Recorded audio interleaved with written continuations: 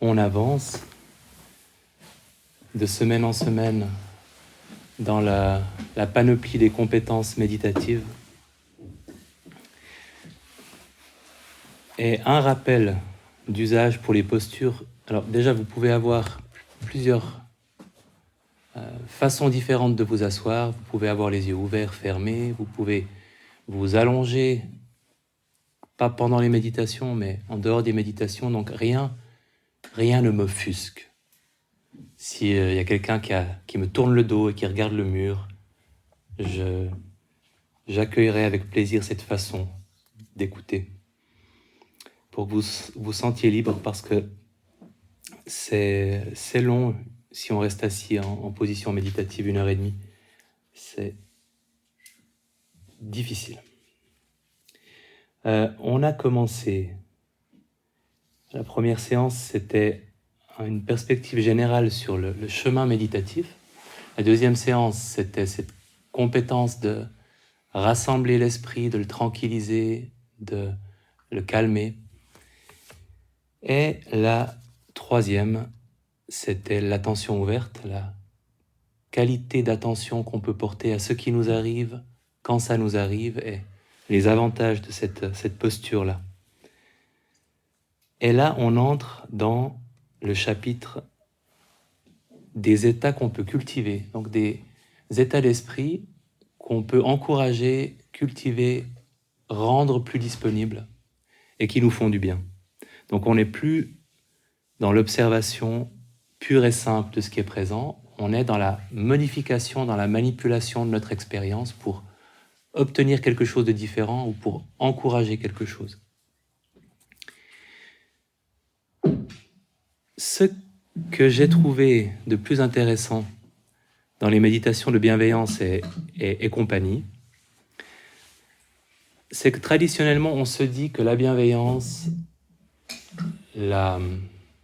sous toutes ses formes, ça peut être la gentillesse, ça peut être l'amour, c'est toutes ces familles d'émotions qui tournent autour de la bienveillance, la compassion, la joie empathique, la réjouissance pour le bonheur de quelqu'un d'autre. Traditionnellement, en tout cas moi je l'ai toujours compris comme ça, on pense que c'est les états d'esprit qui nous sont inspirés par ce qui nous arrive et que face à la bonne personne, dans les bonnes circonstances, on va spontanément éprouver de la bienveillance, ou on va éprouver de la compassion, ou on va se réjouir du bonheur de quelqu'un qu'on aime bien, et que ce n'est pas des états qu'on peut cultiver soi-même, mais des réactions qu'on peut avoir à ce qui nous arrive. Et dans la perspective méditative, les deux choses sont vraies. Ces états peuvent se produire spontanément en réaction à ce qu'on est en train de vivre, mais on peut aussi les cultiver, pas pour fabriquer les émotions artificielles, mais pour rendre ces états-là de plus en plus disponibles, et pourquoi pas par moment de les générer alors qu'il n'y a rien qui les ferait apparaître spontanément. Et aussi, je trouve, de les cultiver, ça permet de les connaître mieux et de les apprécier plus. Dans une perspective méditative, les états d'esprit, c'est un peu comme des bons vins ou des excellents fromages. Comme ça, je couvre un... Il y a des véganes, des légumes exquis. On apprend à savourer un légume en le connaissant mieux aussi. Et quand on cultive ces états et qu'on les connaît de l'intérieur, même quand ils nous tombent dessus spontanément, on a cette qualité d'appréciation qu'on n'aurait pas forcément. Et, c'est cette qualité-là d'esprit qui est présente. En tout cas, c'est l'effet que ça a eu sur moi.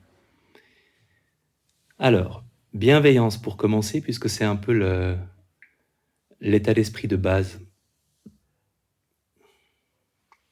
Avons-nous besoin de bienveillance ?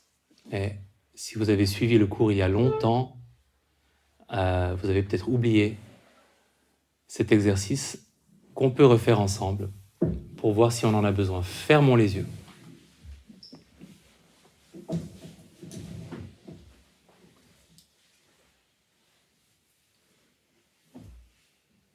Ce sera pas long.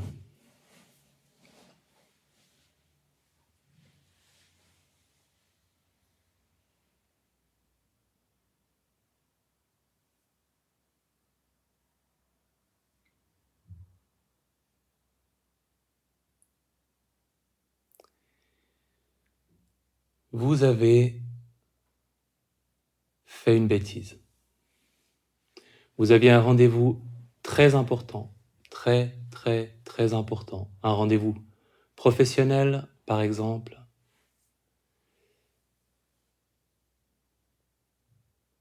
ou un rendez-vous privé mais fondamental. Et acte manqué, vous avez complètement oublié ce rendez-vous. Vous le réalisez beaucoup trop tard. La personne avec laquelle vous aviez rendez-vous est peut-être énervée, ça va vous créer des problèmes. Vous réalisez que vous avez oublié ce rendez-vous. Qu'est-ce que vous vous dites? Quels sont les mots que vous vous dites à vous-même? Et sur quel ton? En imaginant à quoi ressemblerait le dialogue intérieur.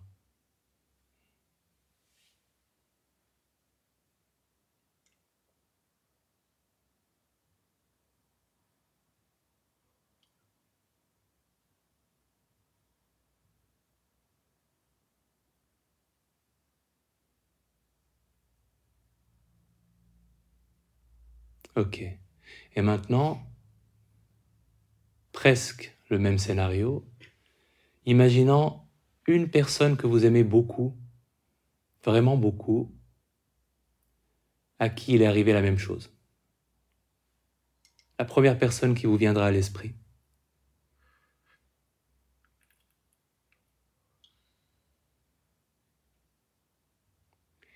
Et cette personne a oublié ce rendez-vous très important.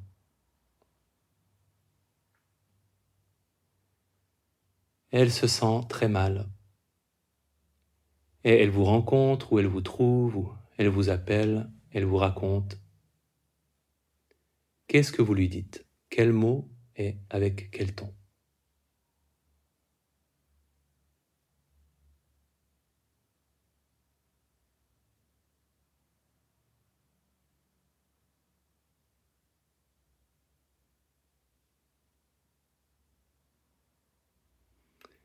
Ok, vous pouvez ouvrir les yeux. J'espère que vous aurez eu le temps de vivre ce dialogue. Est-ce que vous avez observé une différence entre le scénario 1 et le scénario 2? Ok, majorité de personnes. Le scénario 1, je peux malheureusement pas transcrire le script. Ce serait grossier, j'ai pas envie que ces mots-là finissent dans l'enregistrement. Mais dans le scénario 2, c'était très gentil. Ça peut arriver. Ça peut arriver à tout le monde, ça t'arrive pas souvent. Ok. Donc, la bienveillance, et en tout cas, et peut-être en particulier la bienveillance pour soi, nous manque souvent. Et c'est pas forcément une fatalité. Il y a plein de... Parfois, on a aussi cette croyance pas du tout vérifiée que si on était trop gentil avec nous-mêmes, on referait les mêmes erreurs et que nous détester un bon coup aura un effet préventif, ce qui est pas prouvé. Hein. Dans les méthodes éducatives, en tout cas, c'est pas généralement ce qu'on recommande. Mais on y croit parfois un petit peu. Donc la bienveillance, elle peut aller dans la direction opposée à cette tendance qu'on a à se juger soi-même avec dureté, à être exigeant excessivement. Quand elle est tournée vers nous, et puis quand elle est tournée vers les autres, elle a pas mal d'autres avantages. Alors, d'abord, pour définir la bienveillance, à la base, c'est une attitude. C'est-à-dire, c'est une intention bienveillante, tournée vers soi-même ou vers quelqu'un d'autre. Ce n'est pas nécessairement une émotion. Et c'est important quand on médite parce que un des problèmes qu'on rencontre quand on commence à méditer avec la méditation de bienveillance, c'est cette impression que si on ne ressent pas quelque chose, c'est qu'il y a un problème. Et typiquement, on ressentira plus facilement une émotion quand on pense à quelqu'un de proche qu'on aime beaucoup que quand on pense à quelqu'un de plus éloigné ou qu'on aime moins ou qu'on n'aime pas du tout, ou parfois quand on pense à soi aussi. Donc, l'émotion n'est pas forcément, ne doit pas être présente. L'attitude, c'est-à-dire le fait d'avoir cette pensée et de l'avoir sincèrement, de la formuler intérieurement et d'être habité par cette attitude bienveillante, par ce souhait que quelque chose de bien se produise pour quelqu'un. L'émotion peut venir par moments, repartir, revenir. Et avec l'émotion et l'attitude, parfois il y a aussi une action, c'est-à-dire qu'on peut avoir cet état d'esprit bienveillant et il peut nous inspirer une action bienveillante aussi. Donc là aussi, c'est pas du tout nécessaire, mais c'est difficile d'imaginer qu'on puisse avoir une action, qu'on puisse entreprendre une action bienveillante, aider quelqu'un ou lui rendre service ou lui écrire un mot gentil, si on n'a pas eu d'abord une pensée bienveillante. Donc c'est un précurseur, cette attitude, à plein de choses gentilles qu'on peut faire pour soi-même ou pour autrui. Un exemple typique, parce que parfois c'est un peu abstrait d'avoir une attitude sans une émotion, mais quand on dit non à un enfant qui par exemple veut continuer de manger du chocolat, et qu'un parent lui dit non, l'attitude est généralement une attitude de bienveillance pour éviter qu'il ait mal au ventre, pour cultiver une attitude équilibrée par rapport au chocolat. Enfin, il y a plein de bonnes raisons éducatives ou autres qu'on peut avoir à l'esprit. Donc l'attitude peut être bienveillante, mais clairement, quand on dit non à un enfant, l'émotion qu'on va ressentir ne sera pas une émotion de bienveillance. Ça ne veut pas dire que ce sera une émotion agressive en quoi que ce soit, mais on n'aura pas ce sentiment de chaleur qu'on associe à la bienveillance. Donc on peut avoir l'attitude sans avoir l'émotion. Et c'est pas nécessairement limité aux gens. On peut avoir de la bienveillance tout court, sans qu'elle ait nécessairement d'objet. On peut avoir de la bienveillance pour des objets, on peut avoir de la bienveillance pour des arbres, pour des montagnes, pour si vous aimez vous promener dans la nature, certainement que parfois vous éprouvez quelque chose de l'ordre du vouloir le bien des arbres qui sont autour de vous parce que vous aimez les avoir autour de vous. Et, c'est une attitude qui dépasse la relation entre les personnes. Dans une retraite centrée sur la bienveillance, où on passait donc 7 jours à ne faire que de répéter les phrases de bienveillance tout le temps, même en marchant, les méditations marcher étaient les méditations de bienveillance, toutes les assises étaient les méditations de bienveillance. Je me suis surpris après 5 ou 6 jours à faire preuve de bienveillance pour ma tasse de tisane le matin, à fermer la porte avec bienveillance. Donc c'est un état d'esprit qui va au-delà des relations humaines. Ça m'a fait penser à cet affreux film basé sur une nouvelle de Stephen King qui s'appelle Christine, sur la voiture. Quelqu'un se souvient de ce film? Voilà, parfois la bienveillance pour les objets peut aller trop loin. Mais on ne parle pas de ce type-là de relation aux objets. Maintenant, on adresse cette bienveillance à soi-même et à d'autres personnes, y compris les personnes désagréables, en utilisant les mêmes mots. Pourquoi les mêmes mots et pourquoi y compris les personnes désagréables? Alors, pour la même raison, c'est qu'on veut cultiver une attitude générale de bienveillance, une attitude qu'on puisse évoquer, quelles que soient les personnes et les circonstances, pas quelque chose qui soit en lien avec la relation, la bonne ou mauvaise relation qu'on a avec quelqu'un. C'est aussi pour ça qu'on utilise toujours les mêmes mots, pour pas qu'on varie les mots en fonction de la personne qu'on a choisie et que ce soit plus à quel point on aime cette personne qui s'exprime dans la phrase que notre intention d'être bienveillant vis-à-vis de tout le monde. Et c'est aussi pour ça qu'on se crée des difficultés parfois en choisissant une personne difficile dans la série traditionnelle des personnes auxquelles on adresse la bienveillance.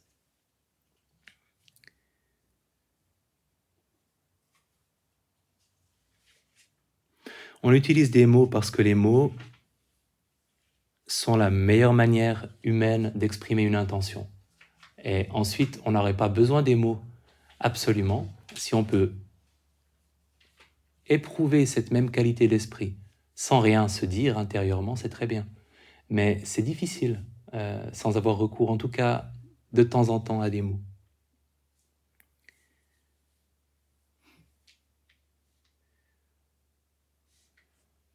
voulais vous faire la démonstration sur le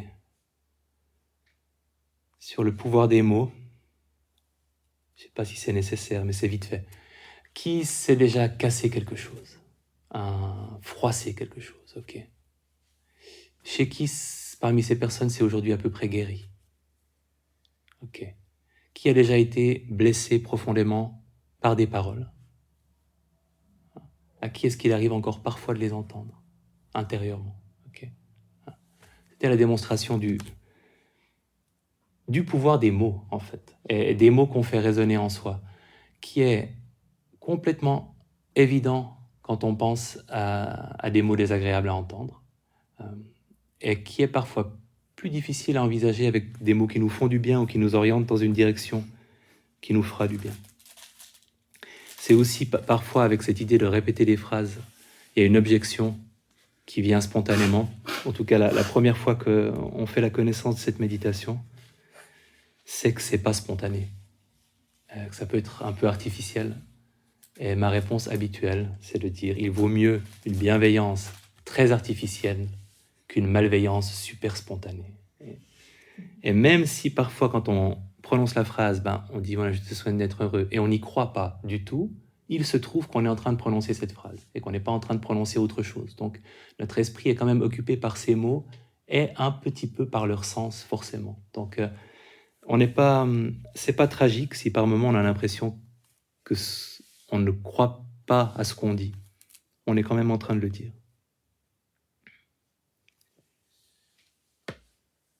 Quelles sont les conséquences de cette méditation? Il y en a deux.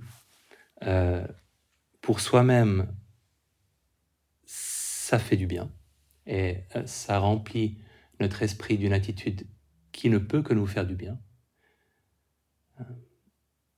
Éprouver de la bienveillance quand l'émotion suit, c'est très agréable. Donc, c'est vraiment une méditation, quel que soit notre état émotionnel, qui nous oriente dans une direction qui aura tendance à nous faire du bien. Et puis, l'autre conséquence, c'est que ça a aussi un impact sur nos relations avec d'autres personnes.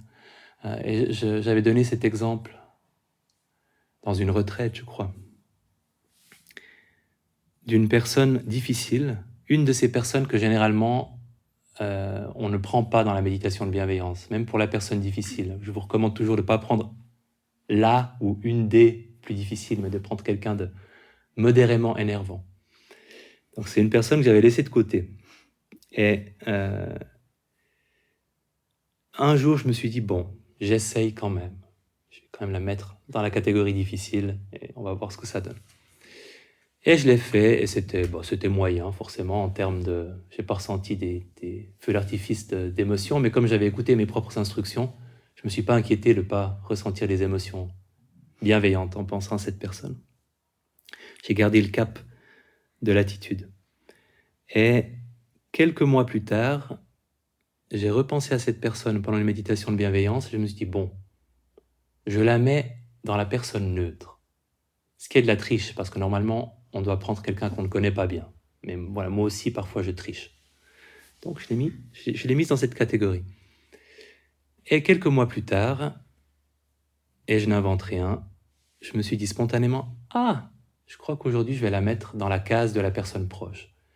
Et ce que j'ai trouvé génial, c'est que ce chemin intérieur complètement détaché, en apparence, de ma relation réelle avec la personne, a eu un impact sur ma relation réelle avec la personne. J'ai vraiment senti une sincère bienveillance qui n'avait jamais été là depuis extrêmement longtemps et que j'ai toujours maintenant à l'esprit quand je pense à elle. Donc, évidemment, c'est pas la méditation qui l'a fait. C'est une évolution qui était possible en moi. Si on prend quelqu'un d'abominable qui nous a fait beaucoup de mal et qu'on lui adresse pendant des heures des phrases de bienveillance, il y a bien des risques que ça ne change pas grand-chose. Mais quand on sent une ouverture, on peut peut-être la creuser un peu plus, faire un peu plus d'espace pour que la lumière passe en méditant de cette manière. En tout cas, ça vaut la peine d'essayer. Parce qu'on a quand même beaucoup tendance à éviter de penser à certains sujets et à certaines personnes. on les met un petit peu dans une case à l'abri de nos ruminations quotidiennes pour pas trop y penser. Et dans la méditation de bienveillance, on peut prendre le risque de penser à des personnes particulièrement difficiles et de voir ce qui se passe. Où est la limite dans le développement de la méditation de bienveillance? On sait que les moines expérimentés, notamment Mathieu Ricard, les Tibétains sont assez bons. C'est une tradition méditative où, pour la bienveillance, il y a une place, suivant les traditions, en tout cas dans le bouddhisme, les méditations de ce type-là ont plus ou moins d'importance. Il y a des équivalents à la bienveillance dans la plupart des traditions, mais dans le bouddhisme tibétain, ils insistent davantage que dans d'autres traditions sur ces méditations-là. Et Mathieu Ricard, on lui avait posé des électrodes sur le cerveau, à plein de reprises, mais quand il faisait cette méditation de bienveillance,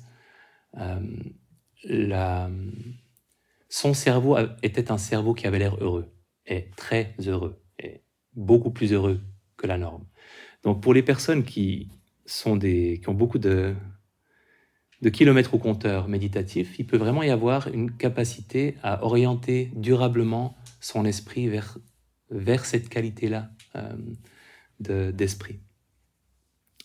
Et toujours dans la tradition tibétaine, je pense une façon de résumer aussi l'impact que ça peut avoir dans les relations quotidiennes avec les gens, le Dalai Lama disait « J'essaye de traiter chaque personne que je rencontre comme si c'était un vieil ami ».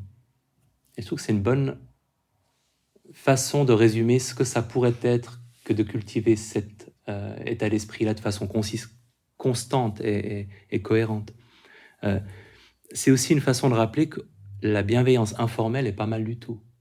Si vous vous retrouvez dans un supermarché le samedi à la COP de Lutry, je prends un exemple, le samedi à 17h39, ferme à 18h.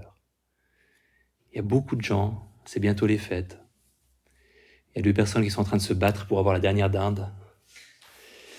Et vous avez le choix entre subir cette situation ou faire de la bienveillance informelle. Essayez la bienveillance informelle. Vous passez dans les rayons, un peu de bienveillance pour la dinde, mais surtout pour les gens autour de vous, en leur souhaitant les phrases que vous souhaitez d'habitude intérieurement. Et c'est une façon assez intéressante d'occuper un esprit qui, franchement, objectivement, n'a rien de mieux à faire à cet endroit précis, à ce moment précis. Et ça vaut la peine d'essayer. Le supermarché aux heures de pointe est un super terrain d'entraînement. Comme l'autoroute. Un peu plus difficile encore, peut-être. Ok. Alors, explorons la bienveillance. Dans une position bienveillante, donc particulièrement confortable, position assise, mais de luxe. Les porteuses et porteurs de lunettes peuvent faire le choix de les garder ou de les enlever, mais c'est bien de se rappeler qu'on a le choix.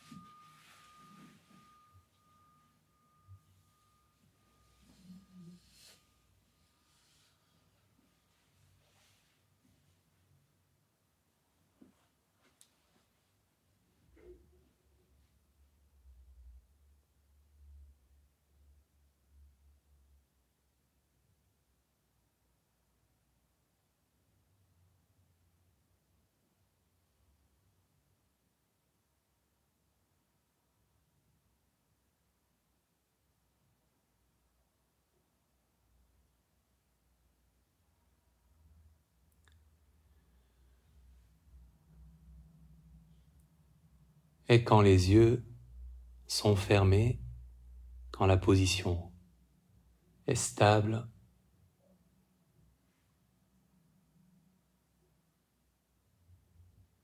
en prenant conscience de la posture,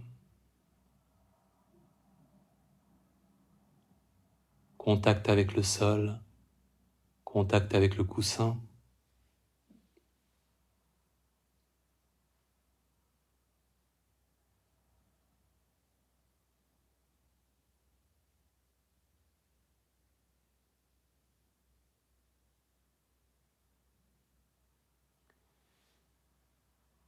Et toutes les autres sensations. Comment est le paysage des sensations corporelles?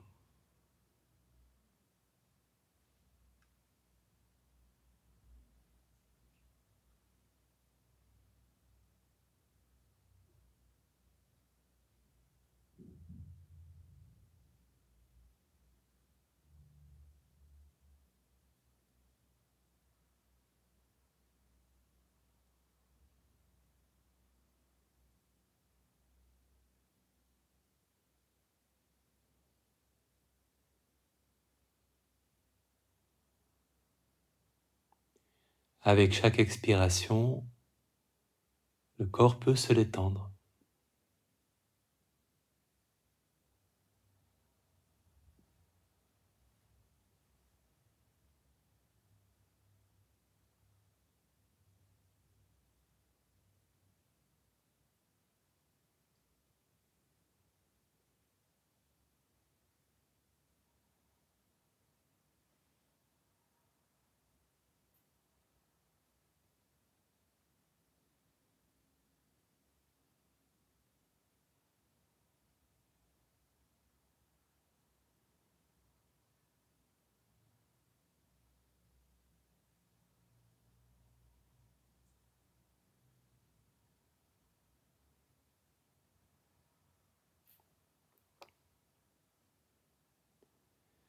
En évoquant la personne capable de la plus grande bienveillance pour vous, de la plus grande gentillesse, la personne la plus bienveillante pour vous que vous ayez connue dans votre passé ou dans votre présent. Quelle serait cette personne pour vous?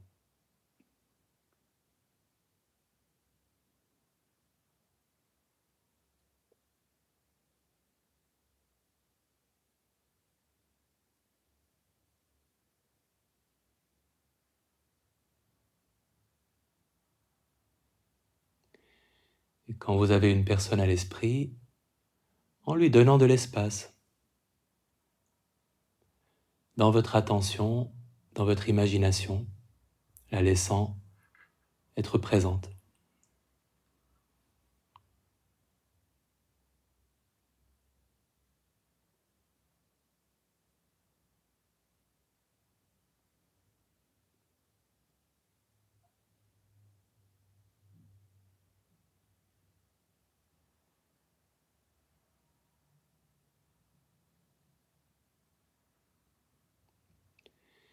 Et dans votre imagination, elle s'approche de vous, elle se rapproche un peu. Vous pouvez apprécier sa présence.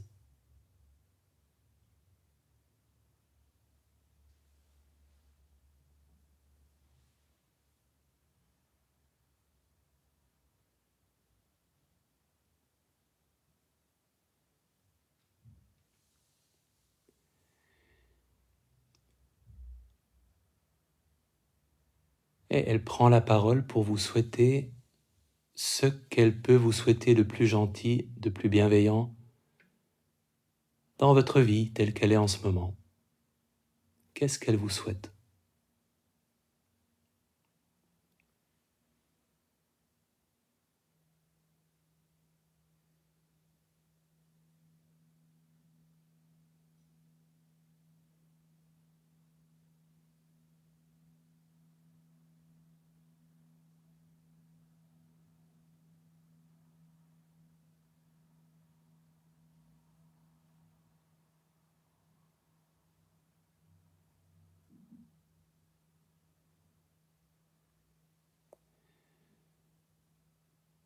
Et avec ce qu'elle vous a souhaité, formulant une phrase de bienveillance que vous pourriez adresser aussi bien à vous-même qu'à d'autres personnes.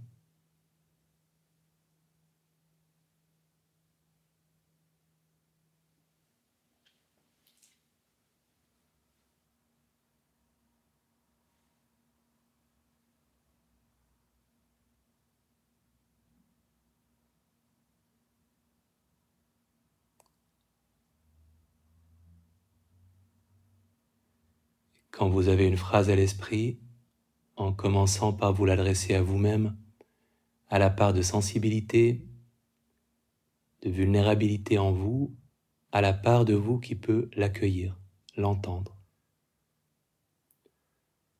En la répétant doucement, laissant un peu d'espace, mais pas trop, entre deux répétitions.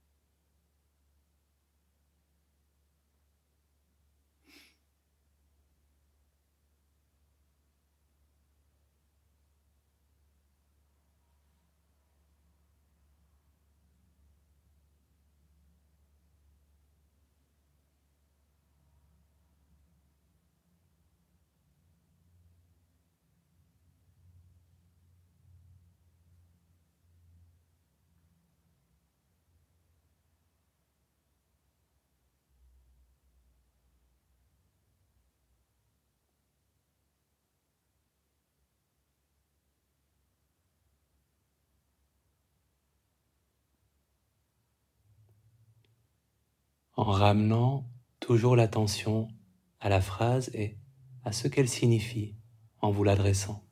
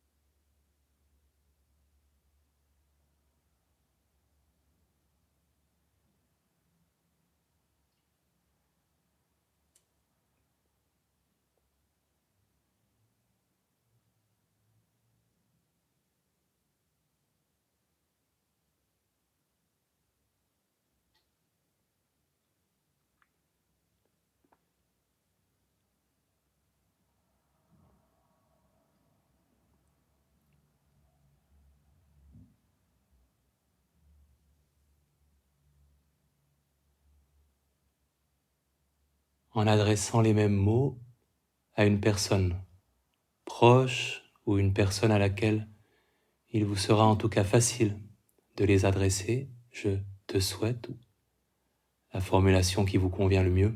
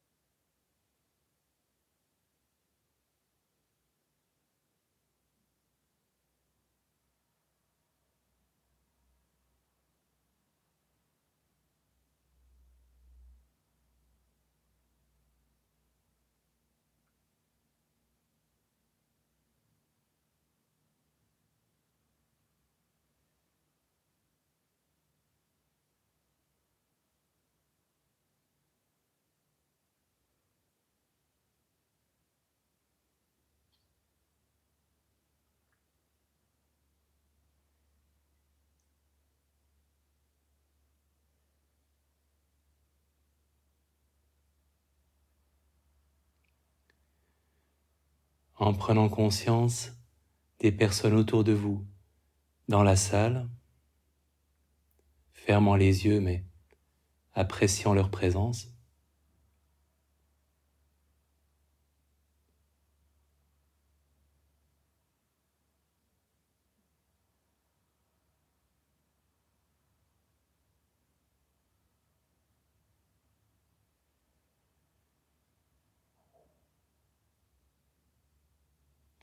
Et vous pouvez remplir la pièce d'autres personnes auxquelles vous aimeriez adresser ces mots. Vous pouvez utiliser votre imagination si vous voulez.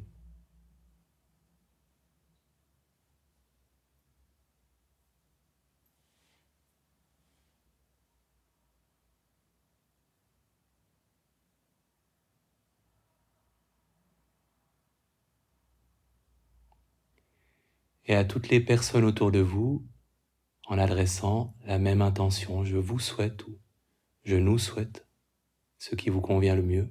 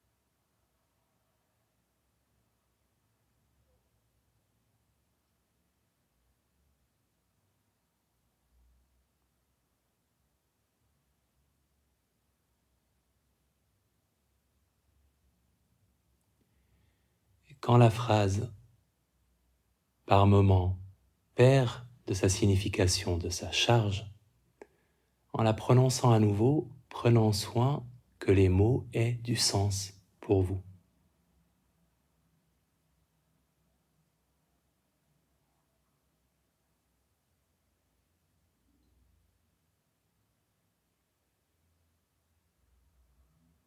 Répétition après répétition, la même intention.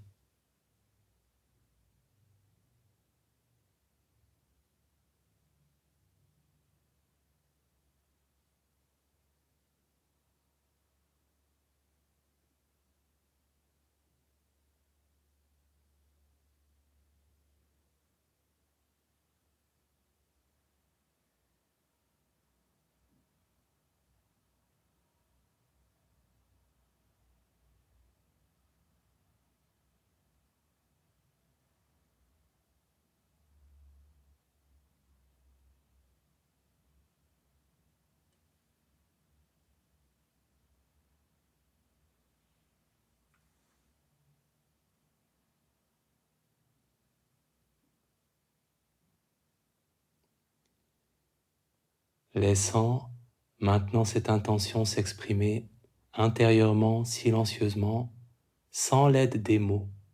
Comment pourrait-elle s'exprimer ?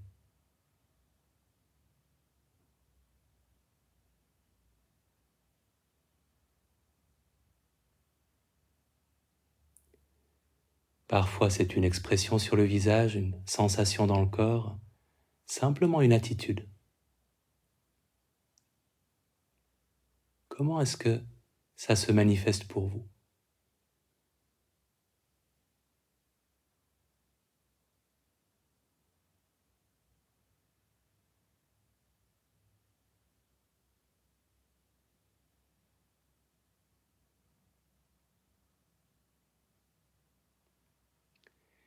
Et vous pouvez laisser la phrase revenir, puis repartir.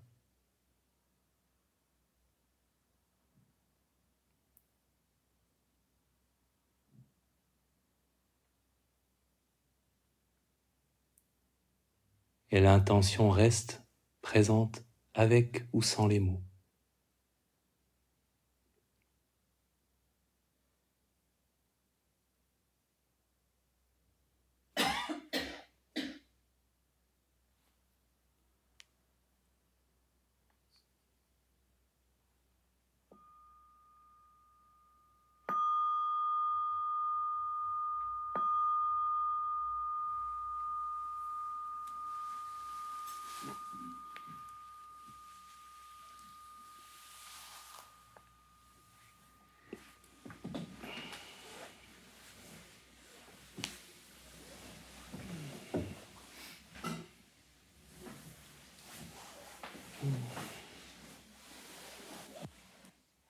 Est-ce que pour vous, cette idée d'une attitude qui n'est pas forcément portée par les mots, qui peut... La meilleure façon de la décrire, c'est finalement quand on vient de prononcer la phrase et que le sens de la phrase est encore présent en nous, mais que les mots ont déjà disparu. On a cette qualité d'attitude bienveillante, mais on n'est plus en train de dire quoi que ce soit quand on vient de la prononcer. C'est un petit peu ça qu'on cherche à observer aussi, comment ça peut se manifester pour vous. Pour qui est-ce que il y a un état qui correspond à la phrase sans dire la phrase? Qui est-ce qui observe ça? Ok. Et parmi ces personnes, pour qui est-ce que c'est quelque chose qui correspond à une sensation dans le corps? Parfois, il y a une espèce de sensation. Ok. Pour qui est-ce que c'est pas une sensation, mais simplement un sens, une signification qui est présente sans les mots? Ok. Il n'y a pas de conséquence à ça, pas de bonne ni de mauvaise réponse, mais je suis toujours curieux de savoir comment ça se manifeste. Est-ce qu'il y a quelqu'un pour qui c'est une image? Parfois, ça peut être associé à plusieurs choses. Ok.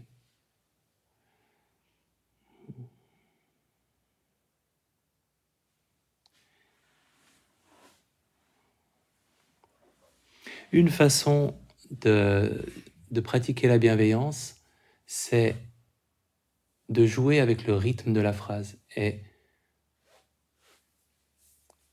quand, surtout au début, on laisse trop d'espace entre deux répétitions, ça peut vite devenir une espèce de moment libre, associatif, réflexif, de détente, mais où on perd un peu la stabilité de ce qu'on est censé faire. Et en même temps, si on répète sans laisser suffisamment d'espace, le sens se perd. Il se perd pas complètement, les mots sont quand même prononcés, mais ça peut devenir un peu une espèce de mantra, je te souhaite d'être heureux, je te souhaite d'être heureux. Donc il y a un équilibre à trouver, et puis parfois vous pouvez jouer avec les distances. Laisser plus d'espace après un certain temps entre deux phrases, mais rester présent dans cet espace sur l'attitude que la phrase a exprimée. Et voir combien de temps ce sens reste là pour vous. À quel moment est-ce que ça s'effiloche un peu, puis vous n'êtes plus du tout en train d'avoir cette attitude, et dans ce cas-là, vous réinjectez la phrase dans votre vie intérieure. Injecter, peut-être pas le bon mot, vous la déposez délicatement comme une feuille de nénuphar à la surface de l'eau, et vous redonnez un petit peu d'énergie à de présence à cette attitude. Observation là-dessus? Ça va? Ok. Gratitude et générosité. Derrière la gratitude et la générosité, il y a une question que je trouve très intéressante en tant que psychologue aussi. Est-ce que d'être bon sur le plan moral, éthique, rend heureux ou pas? Ou est-ce que c'est neutre?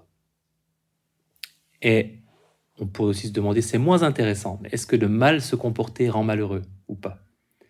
Si on exclut la toute petite partie de la population que sont les psychopathes qui ne fonctionnent pas comme nous, si on prend une personne à peu près normale, ce qui est pour moi frappant, c'est à quel point c'est une question qu'on se pose peu.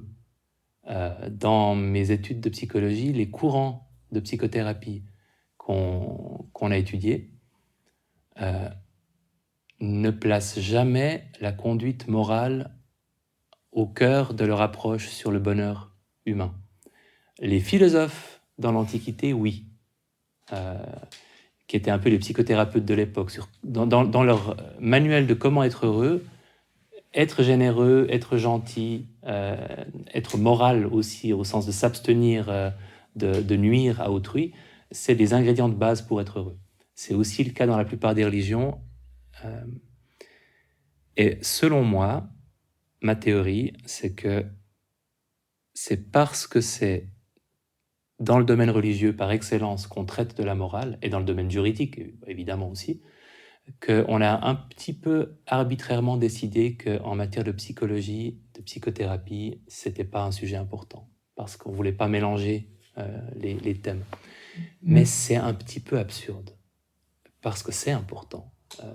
Et il y a des études qui le montrent, c'est pas extrêmement compliqué d'ailleurs. Il y a des études sur la générosité qui montrent notamment que faire une donation à une cause, ça mobilise les mêmes circuits de la récompense que gagner de l'argent. Donc que la générosité provoque un influx agréable dans notre système nerveux, comparable à finalement ce circuit de la récompense qui est actif avec tous les grands et petits plaisirs qu'on peut s'accorder. Mais évidemment, les risques de dépendance ne sont pas tout à fait les mêmes. On peut imaginer peut-être 2 ou 3 personnes, mais je pense que c'est très exceptionnel, qui sont victimes d'une addiction à la générosité. Mais pourquoi pas? Mais je pense que c'est pas très dangereux. C'est une drogue, finalement, c'est le circuit lié à toutes les drogues aussi, mais sans les désavantages. La générosité est source de plaisir. Est-ce que d'être méchant nous rend malheureux? Ce qui est sûr, c'est que pour peu qu'on soit une personne à peu près morale, si on est méchant, selon nos propres critères, envers quelqu'un, on sera exposé à de la honte, de la culpabilité, ce qui sont 2 choses extrêmement désagréables. On sera aussi exposé à la peur de mesures de rétorsion, à de l'anxiété. Donc, c'est évident qu'il y a des conséquences négatives pour une majorité de personnes, et c'est évident aussi que la générosité et la gentillesse nous font nous sentir bien durablement après coup. Et il y a une expression que j'avais trouvée très jolie dans la psychologie bouddhiste. Il parle, alors en anglais ça a été traduit par bliss, c'est plus joli en anglais, bliss of blamelessness, qu'on pourrait traduire en français par l'extase de l'irréprochabilité, ce qui est un peu plus lourd.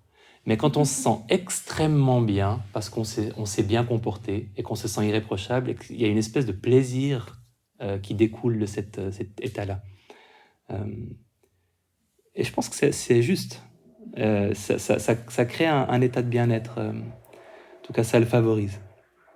Évidemment, ça suscite aussi de la gratitude chez les autres. Donc, il y a aussi toutes les conséquences. Autant on peut avoir la peur que la personne se venge ou qu'elle nous en veuille, la honte, la culpabilité, autant on peut espérer recueillir des bénéfices de notre gentillesse ou de notre générosité. Donc, c'est pas... Finalement, tout ce que je dis, c'est un peu des truismes, c'est un peu évident que ça fait du bien à une majorité de personnes. Ce qui est surprenant, c'est à quel point on en parle peu, et c'est pas central, c'est la sonnette ou c'est un téléphone sophistiqué?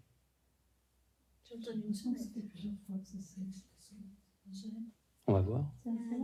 Généralement, la personne finit par rentrer.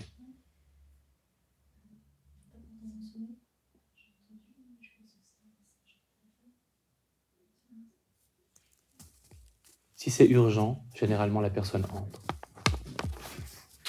Je n'attends personne. Il n'y a pas d'invité surprise. Et voici John Kabat-Zinn. I'm so happy to be here. I'm a big fan of your work.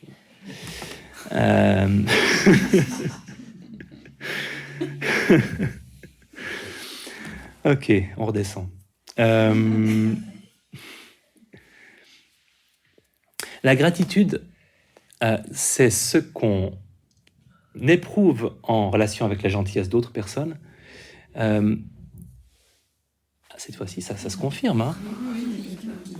John?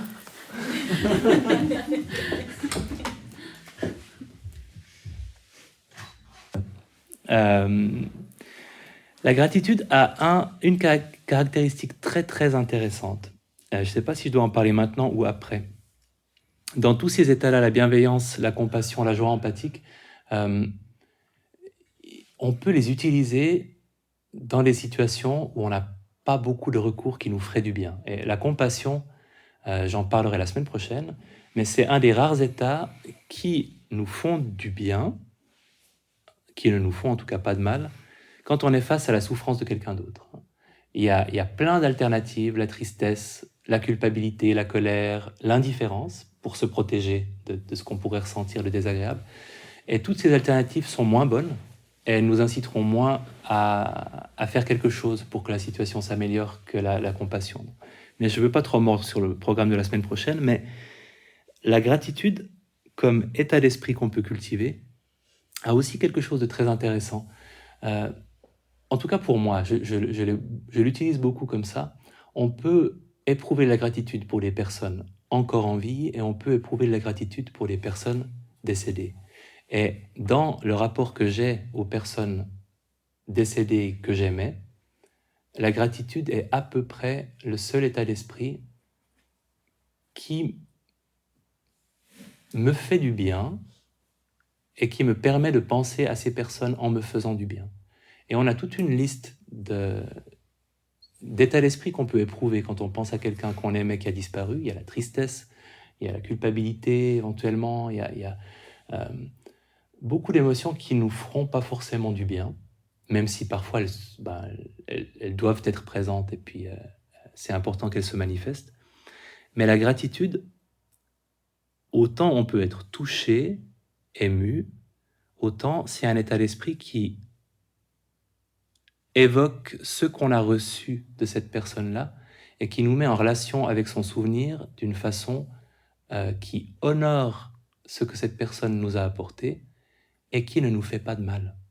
Donc, quand on a, et je pense qu'une des raisons pour lesquelles certaines personnes évitent de penser aux personnes disparues, c'est parce qu'on a la conviction que ça va plutôt nous faire du mal. Donc on préfère essayer de penser à autre chose pour ne pas se retrouver dans un cycle toxique ou désagréable pour nous. Et je pense que la gratitude est une façon de le faire sans que ça nous fasse du mal et du coup de laisser un espace à ces pensées-là qui sont peut-être importantes, qu'il est important d'avoir, je pense, de temps en temps, un espace riche et satisfaisant. Donc c'est pas, je ne vous dis pas faites-le, parce que c'est toujours plus facile de choisir les personnes encore en vie quand on évoque cette émotion de gratitude. Mais posez-vous la question, est-ce que c'est quelque chose qui pourrait correspondre à un besoin que vous avez d'être en relation avec ces personnes-là d'une manière plus intéressante que les autres à votre disposition. Alors, passons aux travaux pratiques. On va pratiquer une méditation centrée, une réflexion guidée centrée sur la gratitude et une autre centrée sur la générosité. Elles vont se suivre, elles vont être enchaînées.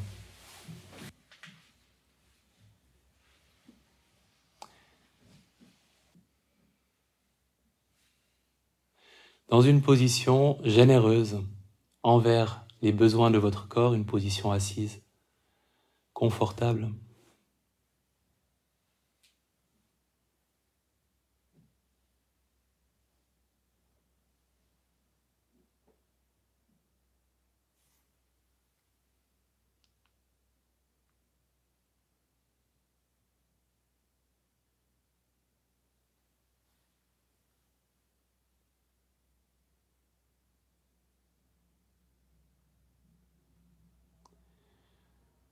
En prenant conscience des sensations,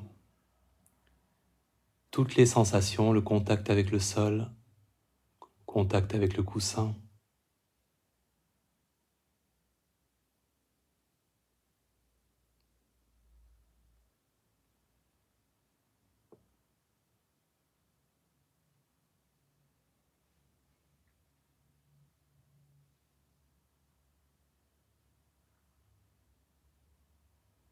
les autres sensations.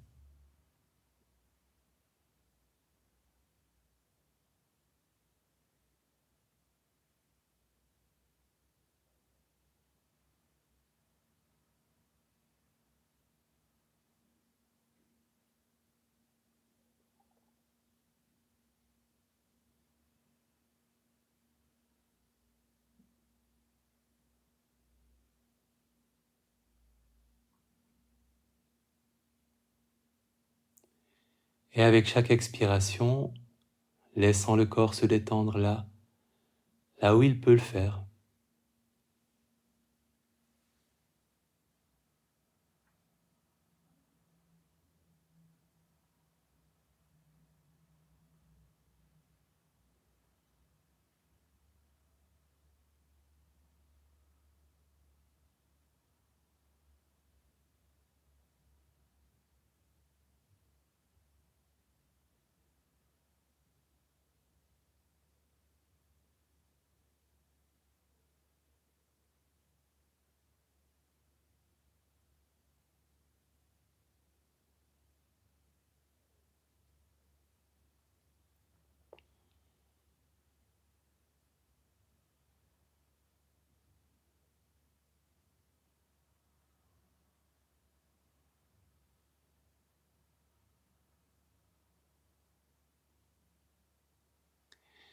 Et en évoquant une personne pour laquelle vous éprouvez de la gratitude, de la reconnaissance, pour le bien qu'elle vous a fait, pour sa générosité, sa gentillesse, ce qu'elle vous a apporté, ce qu'elle vous a donné. Une personne de votre présent ou de votre passé, la première qui vous viendra à l'esprit.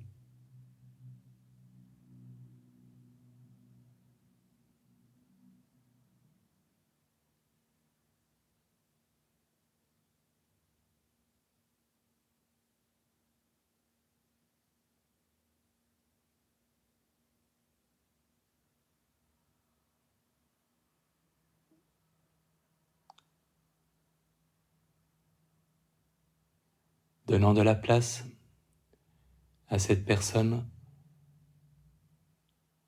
la laissant occuper de l'espace dans votre attention.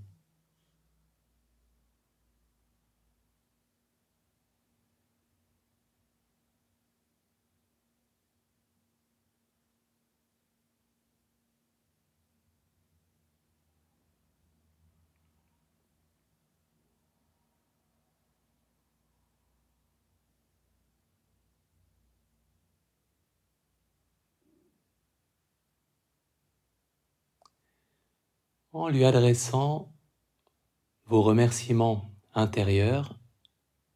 Je te remercie de, ou merci pour, merci pourquoi, en formulant tous ces remerciements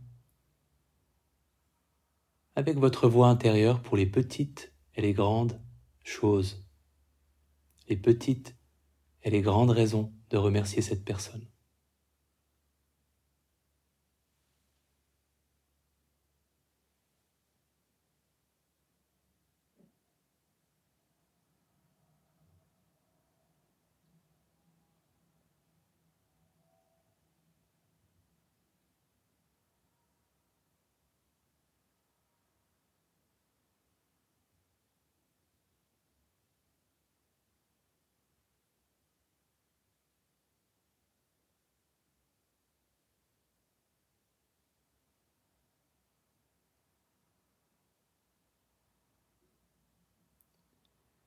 Et parfois, quand vous êtes à court de raisons, simplement un ou deux merci.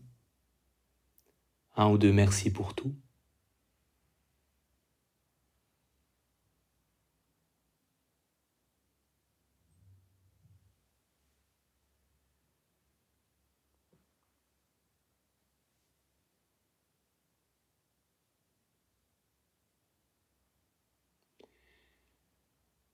Et en invitant une autre personne que vous pourriez remercier.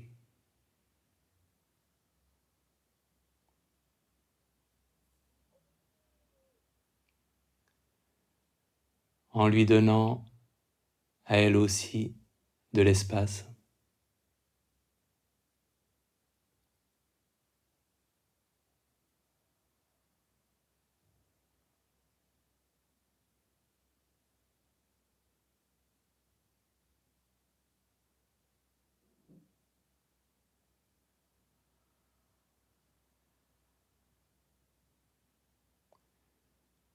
En lui adressant vos remerciements, les petites, toutes petites et les grandes raisons.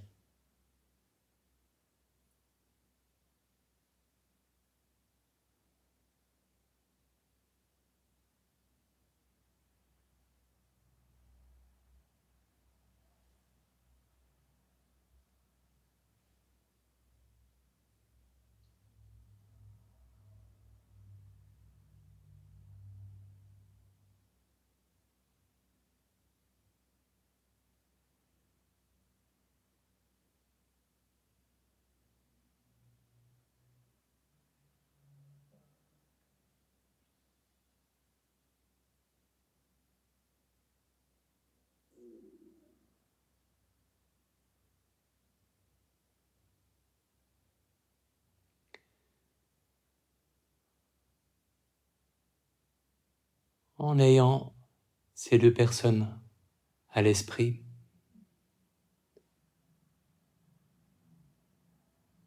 en appréciant ce qu'elles vous ont apporté, en appréciant leur présence dans votre imagination.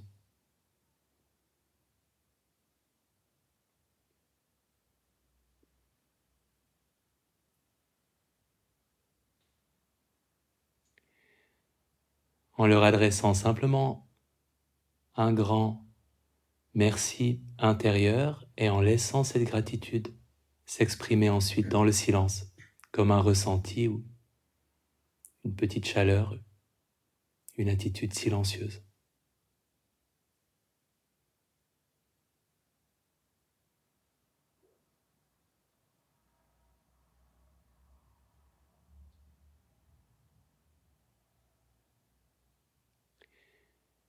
Et en appréciant, en observant ce que c'est que cet état de gratitude pour vous, comment il se manifeste.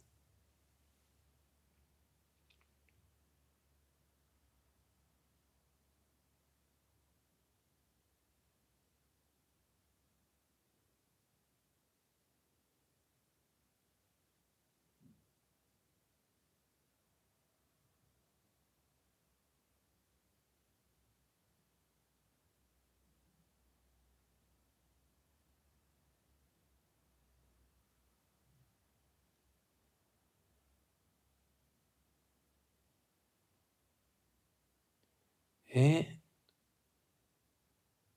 en évoquant maintenant un moment durant lequel vous avez fait preuve de générosité pour quelqu'un,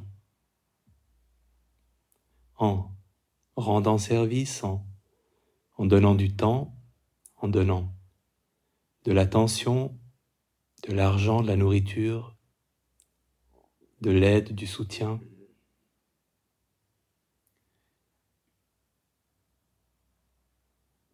Parfois simplement écouter quelqu'un, lui faire à manger, prendre soin des besoins de quelqu'un d'une manière ou d'une autre. N'ayez pas de critères trop exigeants, en évoquant un moment durant lequel vous avez fait preuve de gentillesse, de générosité. Le premier qui vous viendra à l'esprit.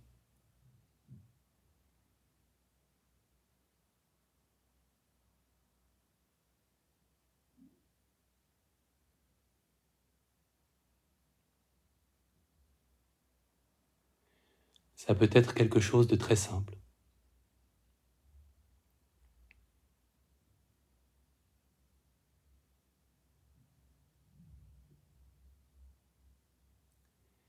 Quand vous avez quelque chose à l'esprit, une situation, en vous rappelant de l'endroit où vous étiez,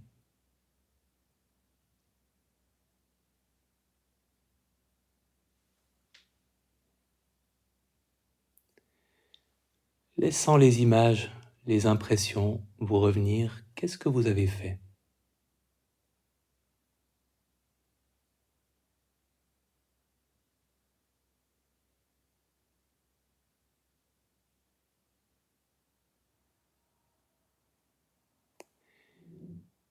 Comment vous sentiez-vous en le faisant ?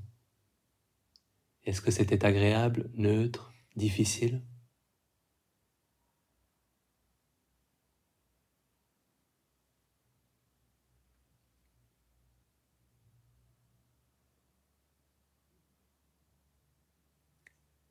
est-ce qu'un état d'esprit de générosité était présent?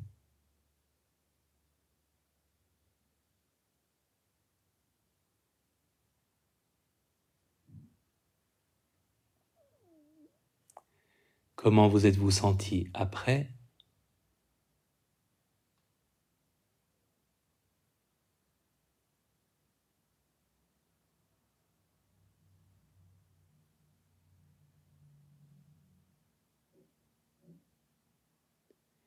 Et en rendant à nouveau ce moment présent, en le replaçant au centre de l'attention,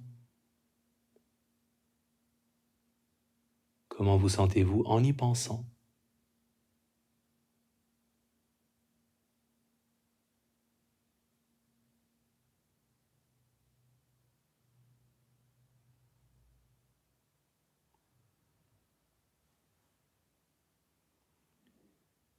Est-ce que cette générosité est neutre, légèrement agréable, très agréable? Comment est-ce que ça se manifeste pour vous?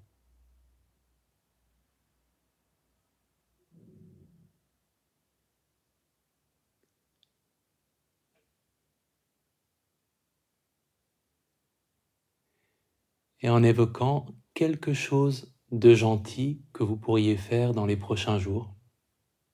Si une idée vous vient, c'est de saison en plus. Y a-t-il quelqu'un qui mériterait une petite attention, un petit geste?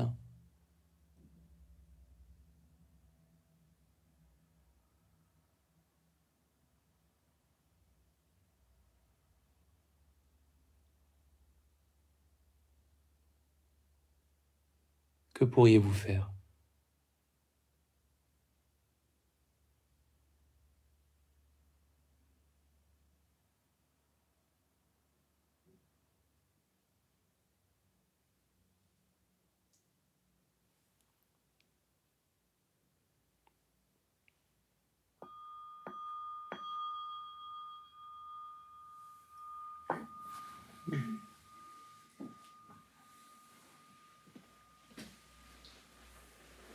Pour qui est-ce que l'intensité est la nature agréable ou touchante de la gratitude était plus intense que la générosité? Une majorité de personnes. Ce qui est souvent le cas. Pour qui c'était pas le cas? Pour qui c'était équivalent? Ok. J'aimerais attirer votre attention sur le fait que, en faisant preuve de générosité, on permet la gratitude chez quelqu'un d'autre. Donc vous avez éprouvé le plaisir qu'on peut avoir à être dans la gratitude, et en faisant preuve de générosité, on offre, pas nécessairement, l'ingratitude existe, mais on offre la possibilité de la gratitude à quelqu'un d'autre, et évidemment, à soi-même, on s'offre cette qualité de bien-être peut-être plus sobre qu'on peut expérimenter. On parlait tout à l'heure de l'extase de l'irréprochabilité, voilà, cette impression d'avoir fait quelque chose de bien et de se sentir peut-être pas intensément bien, ça dépend aussi du geste et des circonstances, mais de se sentir bien. Évidemment, quand on fait l'expérience de la gratitude de la personne à qui on a rendu service, c'est pas mal aussi.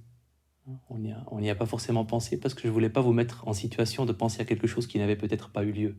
Mais quand ça a lieu, c'est très agréable. Et ça aussi, la gratitude et la générosité, en les contemplant de temps en temps, en y réfléchissant, en faisant les méditations, ça permet de mieux savourer ces états quand ils se manifestent pour nous, de ne pas les louper chez soi ou chez autrui. Je ne vais pas vous raconter une anecdote maintenant, j'ai pas le temps, mais il y en a plein. où c'est vraiment, encore une fois, c'est comme un très bon vin, ces états d'esprit-là. C'est très très agréable quand on est en position de les savourer, ce qui n'est pas toujours le cas. Par curiosité, mais vous n'êtes pas du tout obligé de lever la main, vous pouvez vous abstenir. Quelles sont les personnes qui ont évoqué, entre autres, une personne disparue dans cet exercice? Ok, ça va? Ça s'est bien passé pour vous? Okay.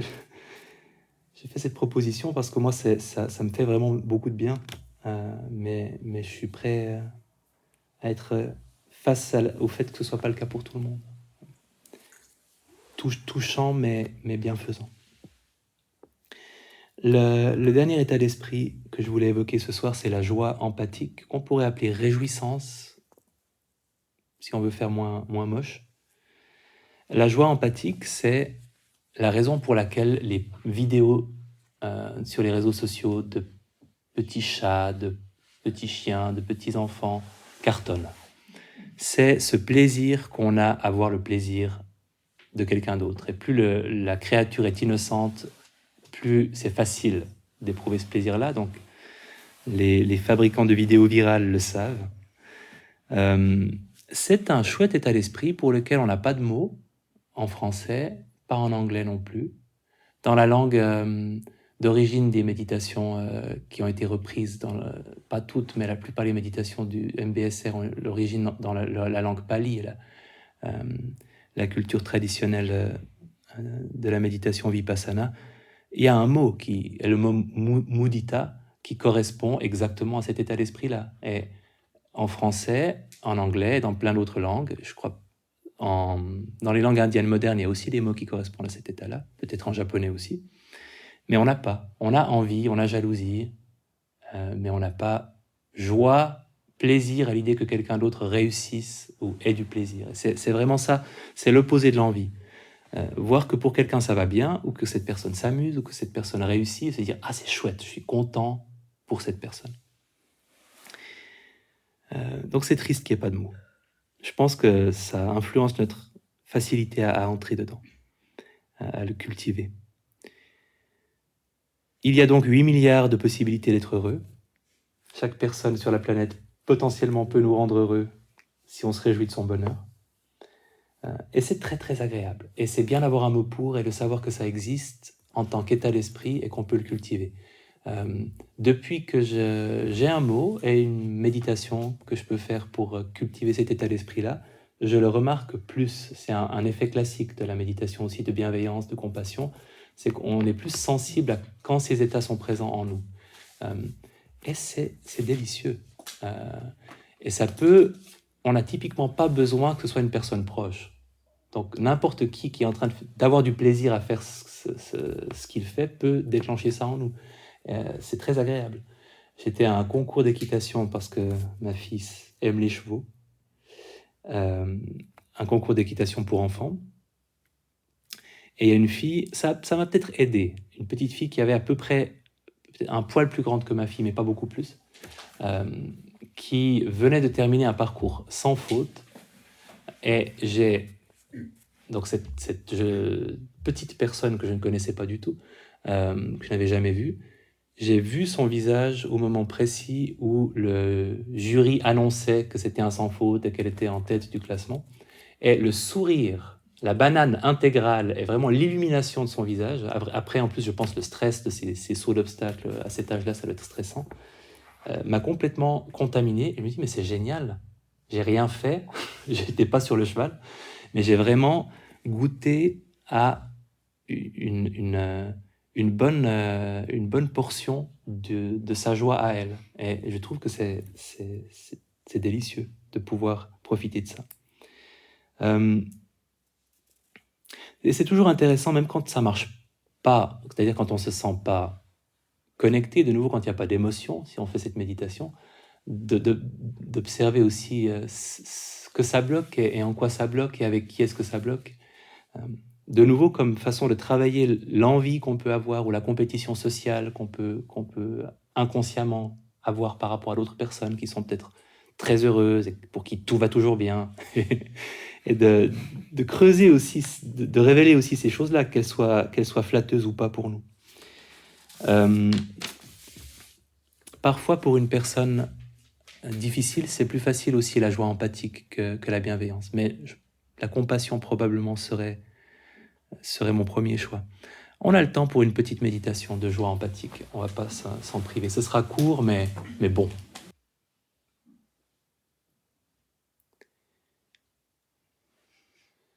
Et en laissant le corps se détendre, un bon soupir, un bon... les épaules, un corps aussi détendu qu'il peut l'être, évoquant une personne dont on sait qu'il lui arrive de vivre des moments de bonheur et une personne pour laquelle il nous est facile de nous en réjouir. La première qui vous viendra à l'esprit. Premier visage souriant.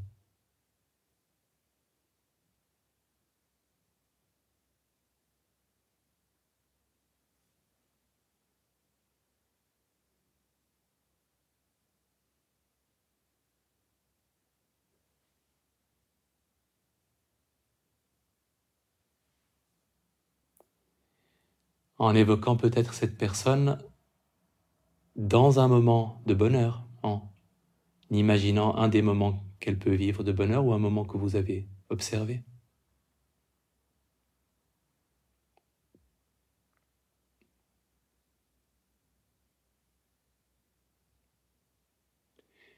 Et quels seraient les mots qui vous permettront, quels seraient les mots qui vous permettraient le mieux d'exprimer le souhait que ces bonheurs continuent, que cette personne continue d'en profiter.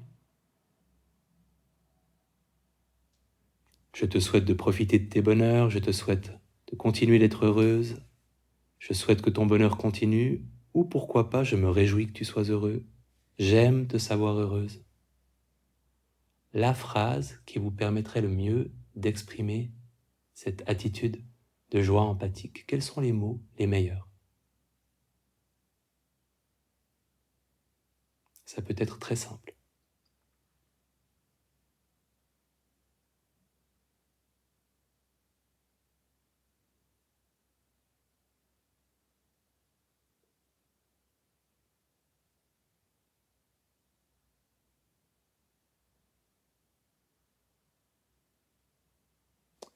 Et en les répétant intérieurement, en les adressant à cette personne.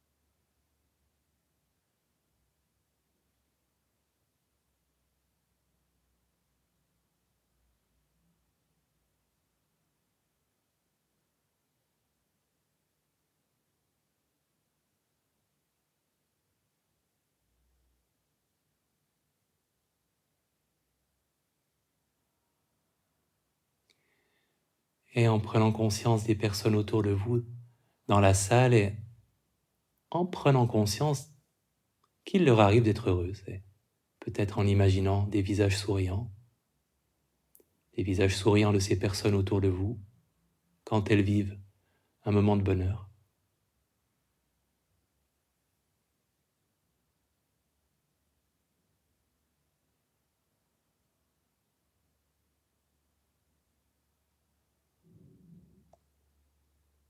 En leur adressant la même phrase, en la répétant.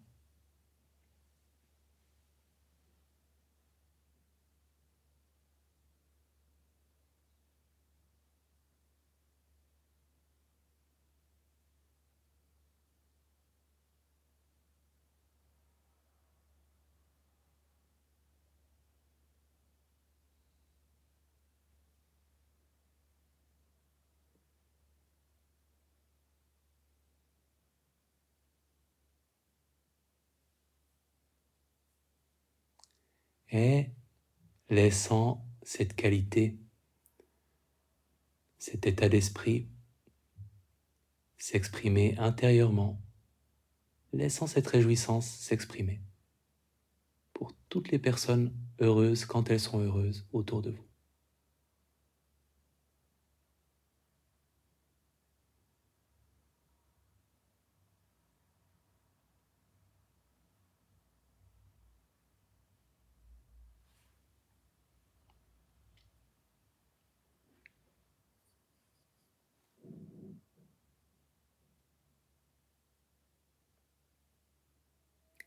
en appréciant ce que c'est que cet état d'esprit.